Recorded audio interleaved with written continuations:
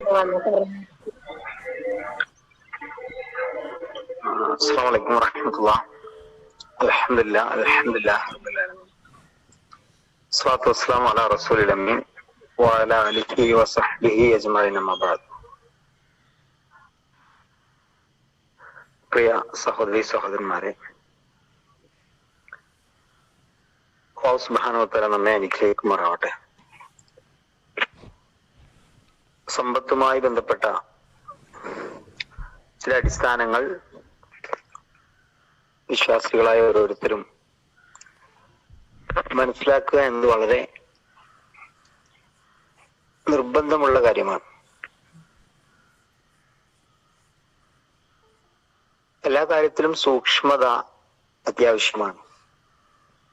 സൂക്ഷിച്ചാൽ ദുഃഖിക്കേണ്ട എന്ന് നമ്മൾ പറയാറുണ്ട്. സമ്പത്തിന്റെ കാര്യത്തിൽ ഇത് വളരെ വളരെ പ്രധാനമാണ്. സമ്പത്തുമായി ബന്ധപ്പെട്ട അടിസ്ഥാനപരമായ 3 കാര്യങ്ങൾ. ഒന്ന്, സമ്പത്തിനോടുള്ള ഇസ്ലാമിന്റെ സങ്കല്പം എന്താണ് എന്നാണ്. അല്ലാഹു നിങ്ങൾക്ക് നൽകിയ സമ്പത്തിൽ നിന്ന് നിങ്ങൾ നൽകുക എന്നാണ് ഖുർആൻ പഠിപ്പിക്കുന്നത്.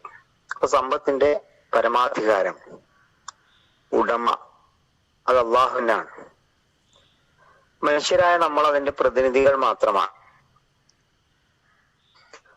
സമ്പത്തുമായി ബന്ധപ്പെട്ട കാര്യത്തിൽ വീഴ്ചകൾ സംഭവിച്ചാൽ അത് അള്ളാഹുവോടും മനുഷ്യരോടുമുള്ള കാര്യങ്ങളിൽ സംഭവിക്കുന്ന വീഴ്ചയായി മാറും. അതുകൊണ്ട് കുറെ കൂടി ജാഗ്രത, തഖ്വ ഈ വിഷയത്തിൽ വിശ്വാസികളെ നിലക്ക് നമുക്ക് ഓരോരുത്തർക്കും ഉണ്ടായിരിക്കേണ്ടതുണ്ട്. സമ്പത്ത് ഒരു ലക്ഷ്യമല്ല, ജീവിതവുമായി ബന്ധപ്പെട്ട ഒരു മാർഗം മാത്രമാണ്. പരലോകത്ത് അല്ലാഹു സുബ്ഹാനഹു വ തആല ചോദ്യം ചെയ്യപ്പെടുന്ന സമയത്ത് 4 കാര്യങ്ങൾ അല്ലാഹു ചോദിക്കും മനുഷ്യനോട് എന്നാണ്. ഉംരിഹി, ആയുസിനെ കുറിച്ച്; ഷബാബിഹി, യുവത്വത്തെ കുറിച്ച്; ജിസ്മിഹി എന്നും ഹദീസിൽ കാണാം, ശരീരത്തെ കുറിച്ച്. എങ്ങനെയാണ് ആയുസ് ചിലവഴിച്ചത്, എങ്ങനെയാണ് യുവത്വം അല്ലെങ്കിൽ ശരീരം ഉപയോഗപ്പെടുത്തിയത്; ഇൽമിഹി ബിമാ അമില ബിഹി, അറിവനുസരിച്ച് നീ എങ്ങനെ പ്രവർത്തിച്ചു; മാലിഹി, സമ്പത്തിനെ കുറിച്ച്. സമ്പത്ത് മിൻ ഐനക്തസബ വഫീമാ അൻഫഖ, എങ്ങനെ നേടി, എങ്ങനെ ചെലവഴിച്ചു. സമ്പത്തിനെ കുറിച്ച് 2 ചോദ്യം ഉണ്ടെന്ന. എല്ലാത്തിനെ കുറിച്ച് നമുക്ക് ചില ധാരണകളുണ്ട്. നമസ്കാരം എങ്ങനെയാണ്, എന്റെ നോമ്പ് എങ്ങനെയാണ്, എന്റെ ഖുർആൻ പാരായണം എത്രത്തോളം ഉണ്ട്, എന്റെ ദൈനംദിന ജീവിതവുമായി ബന്ധപ്പെട്ട മറ്റു കാര്യങ്ങളൊക്കെ. പക്ഷെ പണത്തെക്കുറിച്ച്, അതിനെ കുറിച്ചൊരു വരവും ചെലവും എന്താ, അതൊന്നും എനിക്ക് അറിഞ്ഞൂടാ, അതങ്ങനെ അങ്ങനെ കഴിഞ്ഞു പോണ്. ഇത് ഒരു വിശ്വാസിയുടെ ജീവിതത്തിൽ ഉണ്ടാവാനേ പാടില്ല. നമ്മുടെ ജീവിതത്തില് എങ്ങനെയാണ് നമ്മുടെ കയ്യിലേക്ക് സമ്പത്ത് വരുന്നത്, ആ വരുന്നതിനെ കുറിച്ച് കൃത്യമായ ധാരണ നമുക്കുണ്ടാവണം.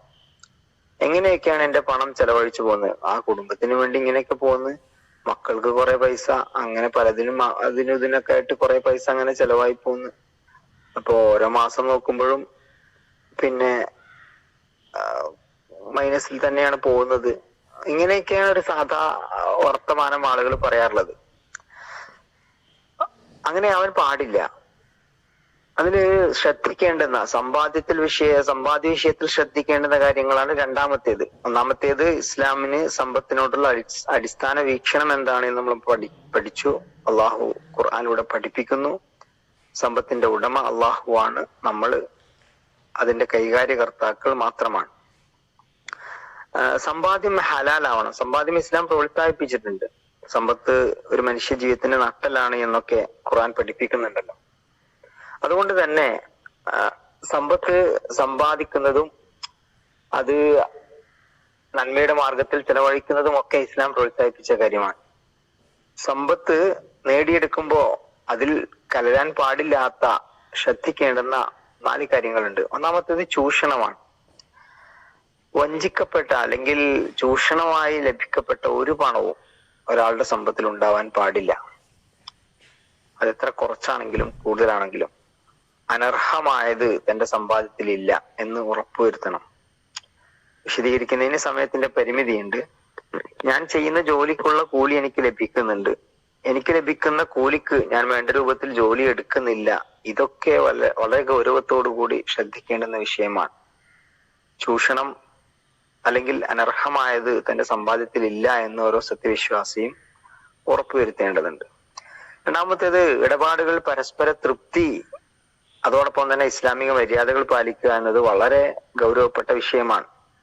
പരസ്പര തൃപ്തി ഉണ്ടാകണം. അള്ളാഹുവിന്റെ വിധിവിലക്കുകൾക്ക് അനുസരിച്ചുകൊണ്ടായിരിക്കണം ഇടപാടുകൾ.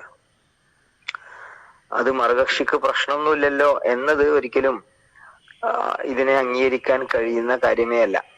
അവിടെയും ഇസ്ലാമിക വിധി വിലക്കുകൾക്ക് അനുസരിച്ചായിരിക്കണം ഇടപാടുകൾ. മൂന്നാമത്തെ കാര്യം, പലിശ. ഒരിക്കലും പലിശയുമായി ഏർപ്പെടുക എന്നത് വിശ്വാസിക്ക് യോജിച്ച കാര്യമേ അല്ല. പലിശ വാങ്ങുന്നതും കൊടുക്കുന്നതും അതിന് സാക്ഷി നിൽക്കുന്നതും എഴുതുന്നതും ഒക്കെ ശപിക്കപ്പെട്ട കാര്യമാണ് എന്ന് റസൂലുള്ളാഹി സ്വല്ലല്ലാഹു അലൈഹി വസല്ലം പഠിപ്പിക്കുന്നു. അഹല്ലല്ലാഹുൽ ബൈഅ വഹറമ റിബ. കച്ചവടത്തെ അള്ളാഹു ഏറ്റവും അനുവദനീയമാക്കി, പലിശ അള്ളാഹു നിരോധിച്ചു. യംഹഖുല്ലാഹു റിബ, അള്ളാഹു പലിശയെ തളർത്തും, നശിപ്പിക്കും എന്നൊക്കെ ഖുർആനിൽ അള്ളാഹു സുബ്ഹാനഹു വ തആല പഠിപ്പിക്കുന്നുണ്ട്. പലിശ വാങ്ങുന്നതും കൊടുക്കുന്നതും തെറ്റാണ്. അതിൽ വളരെ ഗൗരവത്തിൽ ശ്രദ്ധയും സൂക്ഷ്മതയും ഉണ്ടാവേണ്ടതുണ്ട്. ഇല്ലെങ്കിൽ അത് വലിയ അപകടമാണ്. ഇനി നമ്മുടെ കാലത്ത് ഒരുപക്ഷെ പലിശയുമായി ബന്ധപ്പെട്ട ജീവിതം അനിവാര്യമാണ് എന്ന് നമുക്ക് പറയേണ്ടി വന്നേക്കാം. അഥവാ കുറെ പണമുണ്ട്, അതിൽ ബാങ്ക് നിക്ഷേപിക്കുക അല്ലാതെ മറ്റു മാർഗങ്ങളൊന്നുമില്ല. അപ്പൊ നിക്ഷേപിക്കുമ്പോ പലിശ വരുമല്ലോ, അതെന്ത് ചെയ്യണം? ആ പലിശ സ്വയം ഉപയോഗിക്കാൻ പാടില്ല. തനിക്കും താൻ ചെലവ് കൊടുക്കുന്നവർക്കും അത് നൽകാതിരിക്കുക എന്നതാണ് സൂക്ഷ്മത. അത് മറ്റുള്ളവരുടെ മറ്റു പല അത്യാവശ്യങ്ങൾക്കോ പൊതു സേവന കാര്യങ്ങൾക്കോ വേണ്ടി ചെലവഴിക്കപ്പെടണം. ദാനധർമ്മമായിട്ട് പോലും കൊടുക്കാൻ പാടില്ല എന്നൊക്കെയാണ് പണ്ഡിതന്മാർ നമ്മെ പഠിപ്പിക്കുന്നത്. ഒരു കാരണവശാലും പലിശ വാങ്ങി ഉപയോഗിക്കുക എന്നത് വിശ്വാസിക്ക് ഒരിക്കലും യോജിച്ച കാര്യമേ അല്ല. അതുപോലെ തന്നെ പലിശ നൽകുന്നതും വലിയ തെറ്റാണ്. അതീവ സൂക്ഷ്മത നമുക്ക് ഉണ്ടാവേണ്ടതുണ്ട്. ഇന്നത്തെ കാലത്ത് ഇങ്ങനെയൊക്കെ അല്ലാതെ പറ്റുമോ എന്നുള്ള ചില വർത്തമാനങ്ങളുണ്ട്. നമ്മുടെ വാഹനം, നമ്മുടെ വീട്, നമ്മുടെ മറ്റു കാര്യങ്ങൾ, ഇങ്ങനെയുള്ള കാര്യങ്ങൾക്ക് നമ്മൾ പലിശ വാങ്ങുന്നത് കൊടുക്കുന്നത് എല്ലാം ഗുരുതരമായിട്ടുള്ള വീഴ്ചയാണ് എന്ന് പ്രിയമുള്ളവരെ നമ്മൾ മനസ്സിലാക്കേണ്ടതുണ്ട്. നാലാമത്തെ ഒരു കാര്യം, അനർഹമായത് എന്നത് ആമുഖത്തിൽ സൂചിപ്പിച്ചു. അതുപോലെ തന്നെ ലോട്ടറി, ചൂതാട്ടം, ഇങ്ങനെയുള്ള പണം മനുഷ്യനെ സംബന്ധിച്ചിടത്തോളം ഒരാളുടെ സമ്പത്ത് അത് മറ്റൊരാൾക്ക് ലാഭകരമായി മാറുകയും മറ്റു ചിലർക്ക് അല്ലെങ്കിൽ ചില വ്യക്തികൾക്ക് നഷ്ടമായി മാറുകയും ചെയ്യുന്നതിലൂടെ ലഭിക്കുന്ന പണം അത് ഇസ്ലാം നിരോധിക്കപ്പെട്ട സമ്പാദ്യമാണ് എന്ന് നമ്മൾ മനസ്സിലാക്കണം. ലോട്ടറി ശുദ്ധ ഹറാമാണ്.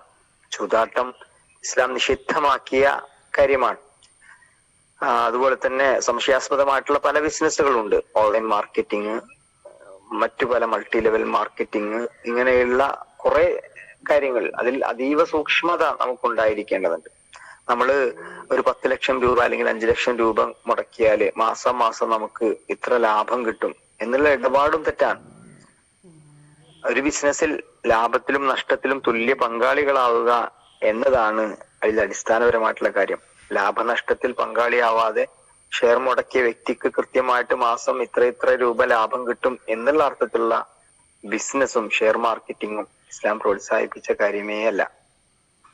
മൂന്നാമത്തെ കാര്യം, സമ്പത്ത് ചെലവഴിക്കുന്നതുമായി ബന്ധപ്പെട്ടാണ്. ഒന്നാമത്തേത്, അള്ളാഹു സമ്പത്തിനോടുള്ള അടിസ്ഥാന സമീപനം നമ്മെ പഠിപ്പിച്ചു. രണ്ടാമത്തേത്, സമ്പാദ്യത്തിൽ ശ്രദ്ധിക്കേണ്ടുന്ന വിഷയങ്ങൾ എന്തൊക്കെയാണ് എന്ന് ഖുർആൻ നമ്മെ ഓർമ്മപ്പെടുത്തി. മൂന്നാമത്തേത്, ചെലവഴിക്കുക എന്നതാണ്. നമ്മുടെ സമ്പത്തിന്റെ സക്കാത്ത് കൃത്യമായിട്ട് നൽകപ്പെടുന്നു എന്ന് നമ്മൾ ഉറപ്പുവരുത്തണം. സക്കാത്തിന് പുറമെ ദാനധർമ്മങ്ങൾ കൂടി നൽകുന്ന ഒരു മനസ്സ്, ഒരു മാനസികാവസ്ഥ നമുക്കുണ്ടായിരിക്കേണ്ടതുണ്ട്. ചെലവഴിക്കുമ്പോ ധൂർത്തും ദുർവ്യയവും ഇല്ലാതിരിക്കാൻ നമ്മൾ ശ്രദ്ധിക്കണം. പൊങ്ങച്ച പ്രകടനങ്ങൾ ഒരിക്കലും ഇസ്ലാം പ്രോത്സാഹിപ്പിക്കുന്നില്ല. ഇന്നൽ മുബദ്ദിരീന കാനൂ ഇഖ്വാന ശയാത്തീൻ, നിശ്ചയം ധൂർത്തന്മാർ അവർ പിശാചിന്റെ കൂട്ടുകാരാണ് എന്ന് ഖുർആൻ നമ്മെ വളരെ കൃത്യമായിട്ട് പഠിപ്പിക്കുന്നുണ്ട്.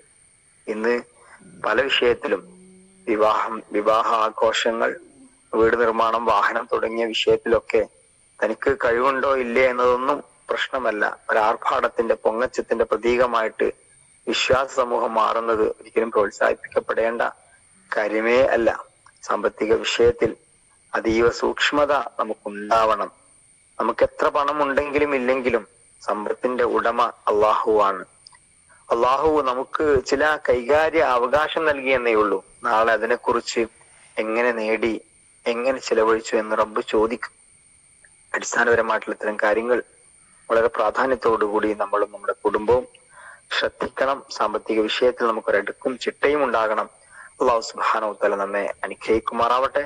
വാഖിറു ദഅവാനാ അൽഹംദുലില്ലാഹി റബ്ബിൽ ആലമീൻ. അസ്സലാമു അലൈക്കും വറഹ്മത്തുള്ളാഹി വബറകാതുഹു. വലൈക്കും അസ്സലാം വറഹ്മത്തുള്ളാഹി വബറകാതുഹു. ജസാക്കല്ലാഹു ഖൈറൻ. വലൈക്കും അസ്സലാം.